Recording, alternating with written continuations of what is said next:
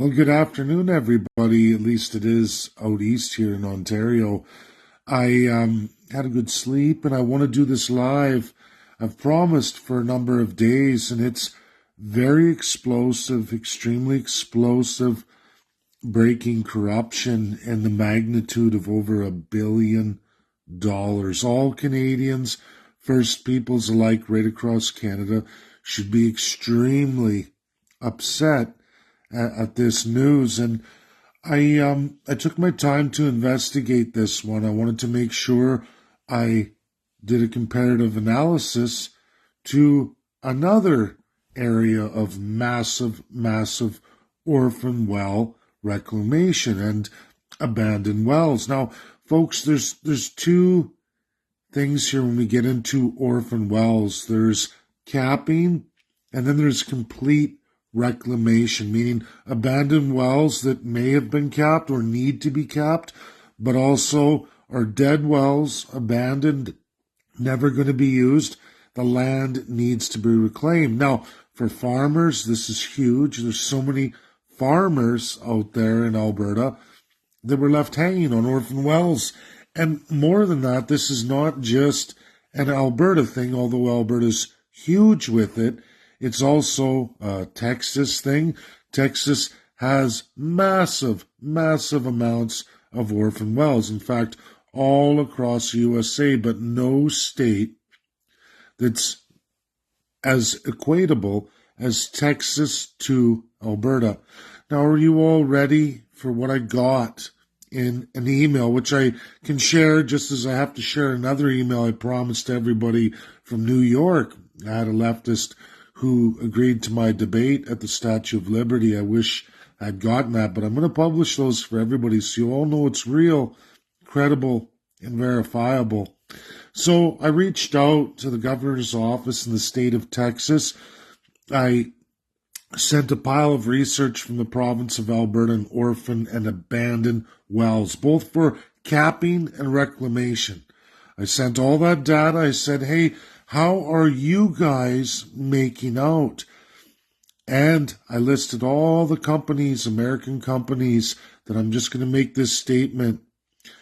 Not Suncor, not Exxon, not Syncrude, and a number of other American companies are involved in this corruption story, okay, guys? So when we get to the point when I start talking about monies vested, it was not. And I'm going to say it again. It was not Suncor, it was not Syncrude or Exxon. Those companies are off the list. They are 100% innocent as I go forward, because I know a lot of people like to go back on what you say, and it can hurt you, obviously, for obvious reasons. I just wanted to make that extremely and abundantly clear. Syncrude, Suncor, Exxon, completely innocent of any monetary monies that governments gave away from you Canadians, all Canadians right across Canada. So what are we talking about here in the United Conservative Party and Danielle Smith, who's backtracking on orphan wells, and she's even talking about earmarking monies from Albertans to start paying for reclamation, and it's less than 9% of what was already paid for by all Canadians. Wasn't even their problem. To put it in perspective, I've got the charts from Texas on how many wells have been reclaimed, how many wells have been capped with the equivalent monetary values. And here's the kicker. The $1.1 billion that Justin Trudeau handed over from Canadian taxpayers to the United Conservatives under Jason Kenney. And no, not Danielle Smith, but she surely isn't telling you that the money is all gone. Where did it go? Well, folks, and this will probably hurt me in employment down the road, but it went to some Canadian oil service, drilling, and extraction and fuel processing companies, Canadian ones. some of the biggest Canadian companies, got all of the money. Did they spend it on any of that work? The answer is no. Clearly, as we look at Texas, state of Texas, who got the same thing from Donald Trump in 2017. And Albertans and all Canadians and First Peoples, I want you to understand something. Texas started the reclamation and capping program in 2011. 2011, huge success rate when you look at how many wells have been capped and absolutely reclaimed. It's massive. It explodes in 2017 under the Donald Trump Job Act.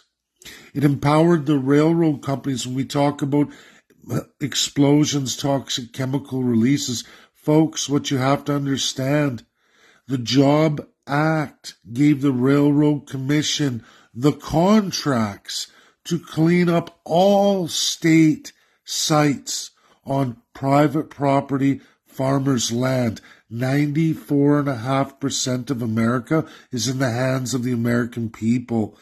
Orphaned, abandoned wells, almost all are on farmers' lands, on lands that influence crop, influence waterways, all of it. And the Railroad Commission has the contract. They've been doing extremely well. And yes, never in the history of America has so much work been pushed through the railroads ever. A lot of jobs created, a lot of reclamations, a lot of cleanup, complete sites, massive in comparison to Alberta. Alberta, nowhere near what has been done just in the state of Texas. Never mind the rest of the U.S. because it's not comparable to wells drilled, serviced, and fully production and then orphaned. Texas, Alberta, very comparable per capita. The difference is the amount of money earmarked, not just from the Job Act in 2017, which exploded the amount of reclamations and wells capped and safed out, but also, folks, in 2022, Joe Biden released the Infrastructure Act, more money to the Railroad Commission. In fact, just as much dollar for dollar in USD that Justin Trudeau matched to the province of Alberta. But here's the kicker. In the United States, they follow the Constitution, the division of powers. They didn't just hand the money over to the state and say, take this and use it for your program. No. They contracted the Railroad Commission. Why would they do that? Because federal powers of rail and interstate is the same as Canada's rail and interprovincial. It's a federal division of powers. Donald Trump and Joe Biden did not throw their money away, the federal taxpayers' money, to an individual state. They don't do that. They earmarked the entire U.S. through the Railway Commission so that every state got the same amount per orphan well, per uncapped well. And it's been very successful. Now, states matched that. Texas had a program. They matched it. They go in the numbers. They show you how many wells were capped and reclaimed.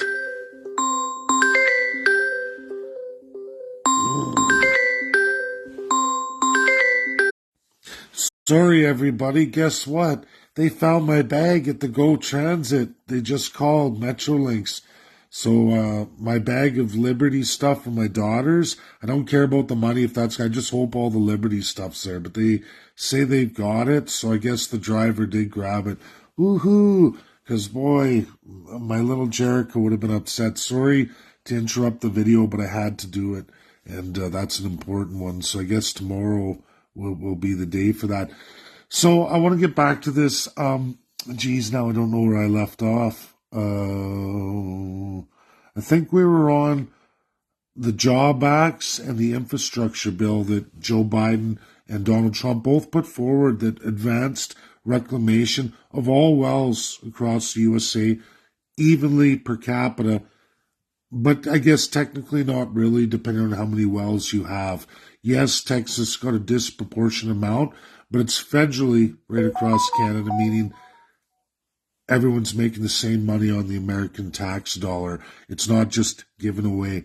Now, what's different about Canada? Well, Justin Trudeau said, yes, we will give Alberta $1.1 billion and match what Donald Trump and Joe Biden gave in the name of Texas and every state, but we're going to give it directly to the United Conservative Party of Alberta. Jason Kenney, here you go. Here's your money. And do you know what he did, folks?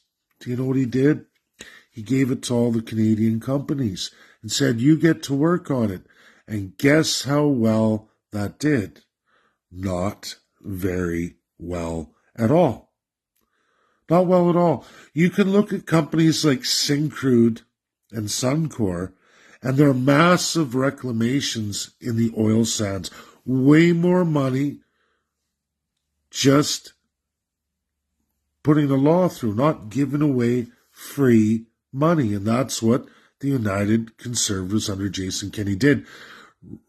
Danielle Smith is refusing to release this, not only for Albertans, but for all Canadians. She doesn't want you to know that she took $1.1 billion USD, $1.1 billion USD, and gave it to all her wealthy conservative friends who are on the boards, maybe even directors, Canadian companies, Canadian friends, not the Americans, not one American company, and I said that before, I'm going to say it again, Canadians. They took literally almost $1.5 billion out of your pockets and gave it away to the wealthiest people in the country. And not only that, they had record profits for the entirety of COVID-19. That's what happened to your money. That's what happened to it. Gone forever. Somebody else's wealth transfer directly. I hate Justin Trudeau. I hate him to death. But he foolishly hands over and throws away money like he always does. And the Conservatives are happy to throw it away, throw it into the hands of their wealthiest friends just as fast as possible. We are legally in this country responsible in federalism. When the federal government earmarks money for things like reclamation, maybe they should run it themselves. You don't just give people money. That's called socialism. Here, I don't know what your plan is. Go ahead, take the money, see to it as you see fit. And you know what happens? You get runaway pigs at the trough. There has never been a difference between conservative or liberal.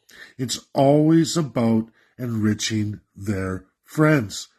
Do you think that was fair for Suncor and Syncrude, who achieved the greatest reclamations in the history of Canada? Those two companies who do get profits, they complete those reclamations out of their spoils of their extraction, which is very difficult in Canada.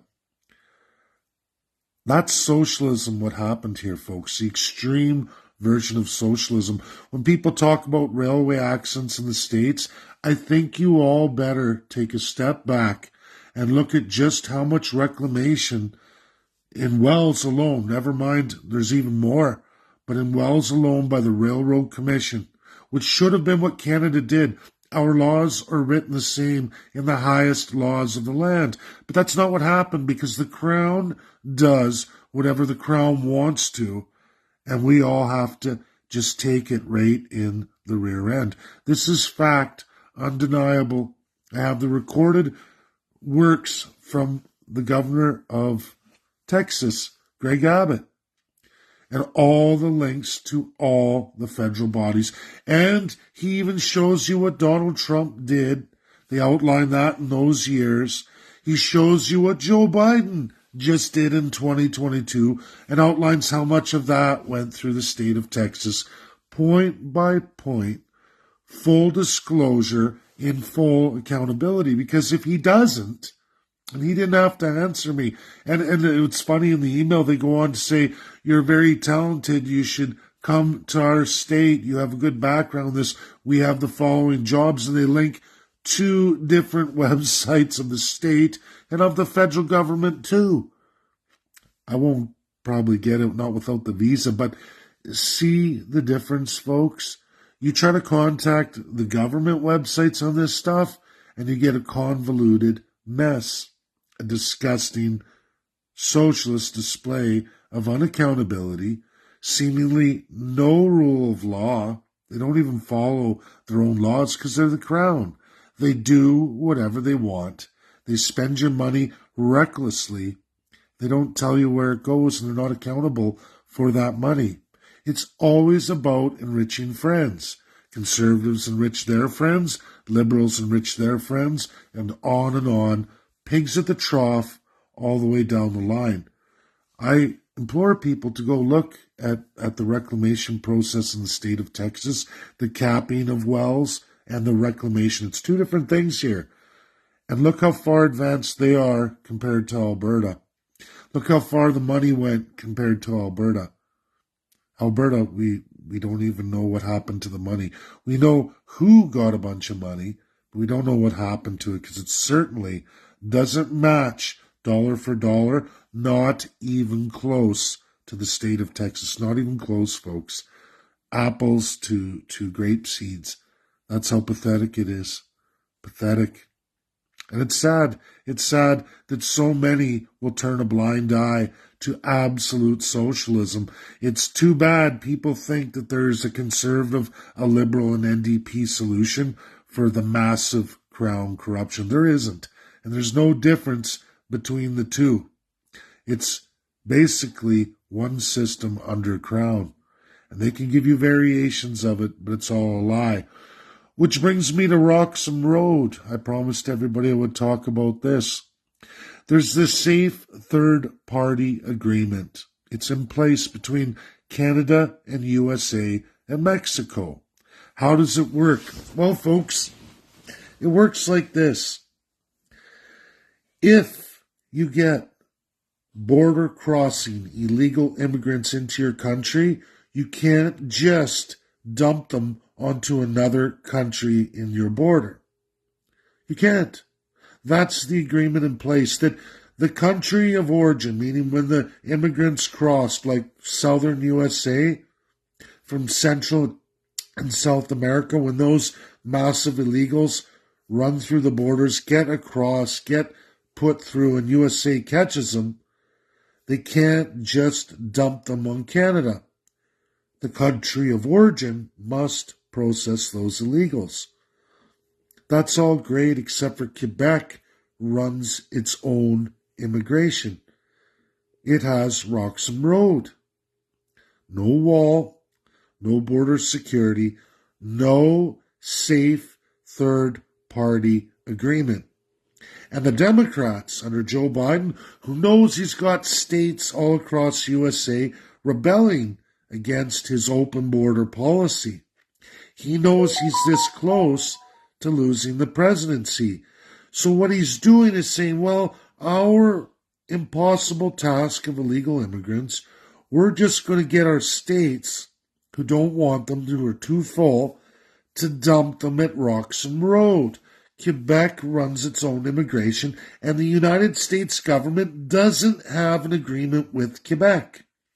Now, Justin Trudeau says, don't worry, we're going to negotiate with Joe Biden. We're going to get it done.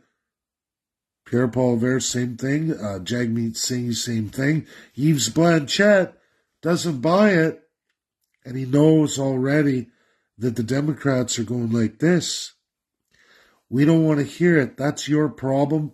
You left this window, and we will exploit it for everything it's worth. Tens and tens of thousands of illegals, undocumented immigrants, we will dump by the bus loads, by the train loads to Roxham Road, Quebec can deal with it. They can push it out to the rest of Canada. Your problem, our win. They're not going to change. Not in a million years. They all know it, by the way. Justin Trudeau knows it. Pierre Poilievre knows it. Jagmeet Singh knows it. And they don't care. Quebec will be forced to pay. What happens in Canada's socialism under its crown? What happens when a province is forced to pay tremendously more amounts for services than the rest of Canada? Well, it's called equalization formula. Alberta, you have to pay. You have to pay for all the extra processing of illegals at Roxham Road. You will transfer it. You won't hear Pierre Poilievre, Justin Trudeau, or Jagmeet Singh tell you, or anybody, anything about that. You will pay. Canadians will all pay to pay for the processing that Quebec has to do. Exorbitantly, you will transfer money. Now, Yves Blanchette's not happy about it, and neither is Francois Legault. What are their solutions? Well, they have the Constitutional Conventions Act. If you run through the rest of that, you can breach the Executive Power Act over Quebec. You can cement your immigration by building a wall. And Alberta will pay for it. Largely, in this country, it will be Alberta's revenues from resources that will pay for it. You can even build a militia, your own immigration security force to patrol the wall, and Alberta will have to pay for it. Now, Albertans will say, well, Dave, why are you telling this? Why are you sharing that? Alberta, you will pay for those illegal immigrants, whether you like it or not, anyway, because they'll overflow through Quebec, who runs their own immigration. And if these illegals don't speak French, guess what happens to them? They end up on your doorstep. Quebec will bust them out of Quebec, and you'll pay for that too. And then they'll end up in your province anyway by the tens of thousands on welfare, and you'll be paying for that too. That's how Canada works in a nutshell. The highlight of Quebec immigration shows and sees this. USA's figured it out. It won't matter Republican or Democrat alike. Doesn't matter whom you elect. They will dump illegals at Roxham Road ever so growingly out of control. That's what's going to happen to Canada. It's not going to stop. Justin Trudeau can't stop it. Yves Blanchet can't stop it. Jagmeet Singh can't stop it. And neither can Pierre Poilievre. They don't even want to stop it. They talk a good game, but Joe Biden will not renegotiate the safe third party agreement. It won't be all the way across the Canadian border. America won't do it. They have an illegal problem, and they're going to get Canada to pay for it. Largely, it will be Alberta pays for it. Not Joe Biden's fault. It's Canada's fault. The fault of a faulty system under Crown. That's the truth, folks. You can be mad, but I'm telling you the truth as it really is. And there is a way out. Every province could do the Constitutional Conventions Act, get rid of the Executive Powers Act that override you. They give you a crown constitution of the province, an autocratic crown constitution. You can end all that. You can take your powers back. You can empower the people. You can become a strong federalism, celebrating your individuality, celebrating your differences per region, and making your own safe third-party agreement easily. That's the truth. But you'll never get that in our limited federalism, in our crown institutionalized system. You're going to pay. You're going to be abused. You're going to be treated like you are, legal subjects and legal Indian savages. Not my words. This is the legal speak of the highest laws of Canada. Always and forever day, never repealed, never amended. Now, the last portion we're going to get into Tamara Lynch, a lot of people sent me a ton of videos.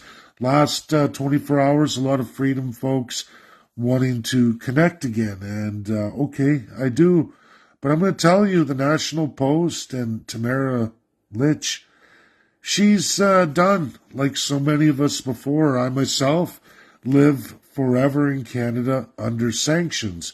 Actions I did many, many years ago stay with me from the Crown for the rest of my life. They're not legal. They're not in relation to any human rights, which I want to just take this moment to say this, folks. In relation to Tamara Lynch and all these people talking shit about the UN and how garbage it is, and it's all the UN, there were absolutely no, and I repeat, zero human rights before 1945. In fact, the crime of rape wasn't even a crime in Canada until literally just after the 1900s. It wasn't even spoke of before. It was a dishonorable event you blamed on a woman. That's the truth. It was USA who invented the actual crime of rape, prosecutable crime of rape. Because before that, if your father or your husband didn't stand up for you, you were screwed as a woman. You were screwed. Now, I say that, I mean, you'd even lose your life. Just being violated, whether it was by force. It was your fault. You did something wrong. That's the Crown world, always being the Crown world. Most of our human rights or freedoms come from the UN. There was some limited. You can read my paper on the nature of international law as it really is. And in there, that paper, you learn the history of human rights, your rights and freedoms you supposedly celebrate from the charter that came in 1982. Before that, 1960, the Bill of Rights. Hello, wake up. 1960, 1982, what the hell? Yeah, post-World War II. You know, we went to World War II to fight for freedom, right? To have human rights, which we got from the UN. They bound that into law. Before that, your human rights were extremely limited. It depended on your class. Yeah, you had to be a first-class citizen from the old world to have any human rights, because peasants and serfs don't have any human rights. Very limited human rights. And if you were designated a savage, you had none, because you're not even a human being. This isn't 200 years ago, 300 years ago. This was pre-World War II. It was the 30s, all the way up to the 30s. Why do you think America had such a hard time? They had to fight colonial after colonial, booting them out of the country to make the 50 states. The War of Independence was not all of the independence of USA. It would take many, many, many, many decades after that to gain full independence in the 50 states we see today. You can look at the Federation of Russia. You can look at that history too. People don't know. They think they know. Is the UN got problems? Oh yeah, the General Assembly's sick. Out of 193 nations, more than 100 are absolute tyrannical, lunatic. If they're not supreme socialist dictator autocrats, they're communist, or they're civil law socialist extreme hand of government. Yes, that's true. And yes, very few countries fight for the people. It's true. But you're all lucky there's a United Nations Security Council. You're all lucky the Allies won World War II. And they cemented some tremendously great things there that Canada didn't want. Canada wanted nothing of it, like so many other General Assembly UN states who have no authority to bind international law. They can only take garbage would-be international law that didn't pass the United Nations Security Council. They can pull that out of the garbage, and then they can administer it on you, because they're a tyrannical government. You will never find a happy ending in constitutional monarchies. Never's worked, never gonna work, and it's always plagued with absolute problematic corruption and serious human rights violations. Canadians need to learn the truth. Tamara Lynch, is she going to do 10 years in jail? No. but she will take the no contest. Mark my words. As somebody who's been prosecuted for fighting for freedom and the truth many, many times in my life, and I don't do it anymore because I don't like jails. I don't want to go through it anymore to make the crowd happy, so they're making money at my expense. I've been through it, and I won't do it anymore. That's why I do politics. Tamara Lynch, mark my words, and all of them, they will bend the knee like everyone before. If you don't, you'll just get wiped out financially. They'll keep it going forever and a day. They'll sue. I'm going to sue. How are you going to sue King's Court? Show me where in world history of constitutional monarchies the king ever loses. 999 times they win. They win.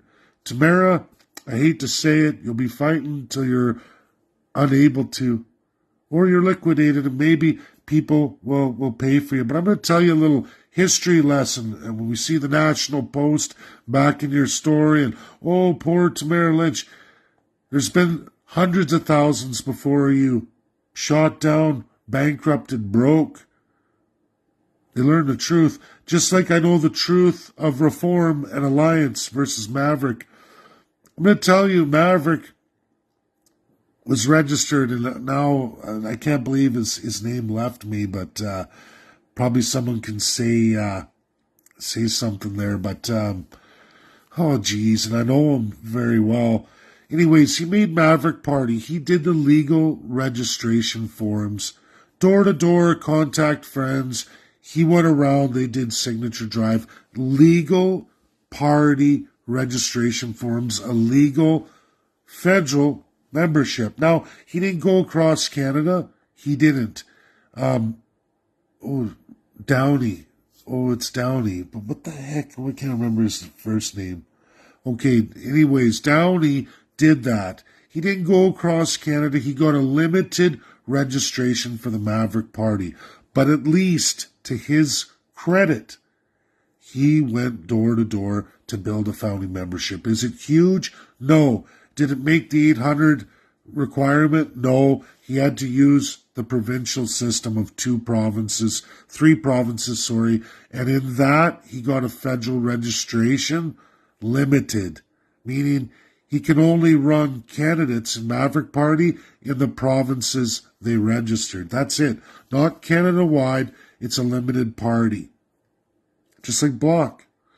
Now, Alliance Reform, who backs everything under Tamara Lynch and the whole convoy protest, these are all absolutely CPC hand-picked members. I research. I dig deep. I pull registries. I know how many Conservative Party founding members are left alive today. None. I know the date the last one died. Way, way back. 1930s, late 1930s. War era. Same with the Liberals a year before them. Those parties were created together. None of the founding memberships are alive today. Of the party insiders for Reform and Alliance, those two parties, and there were others. There was the Western Concept Party. There was an Alliance Reform Party. All the same founding members, meaning they were handpicked from the Conservative Party of Canada. All first-class citizens. Not you, the average Joe Jane.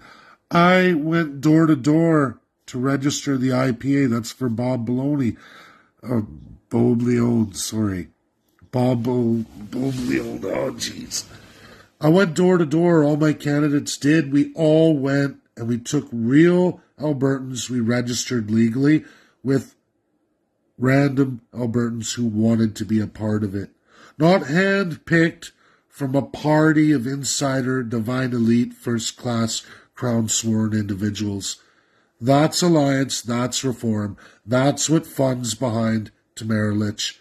Sorry, folks, that is the absolute truth. You can't ever get one past me. Now, I'm building the Party of the Canadian Constitutionalists. We want to get even more members. Friends, everybody, door to door, keep going. We have the real forms. We take everybody, liberal, NDP, conservative, because you know what? There is no left or right. There's only up and down. That's it. The people down here and the elite up here. We're almost in full autocratic dictatorship mode. The conservatives don't have a founding membership anymore. People say, oh no, but I bought a membership. That's in the party, not with the government of Canada. They can't even register founding members anymore. Their registry's old. And if you look at Alliance Reform and all the rest, to prove my point, just like PPC, People's Party of Canada, all hand-picked first-class citizens from the Conservative Party of Canada. They own the PPC. They own Maxime Bernier. Oh yeah, he's a lifetime Privy Council member.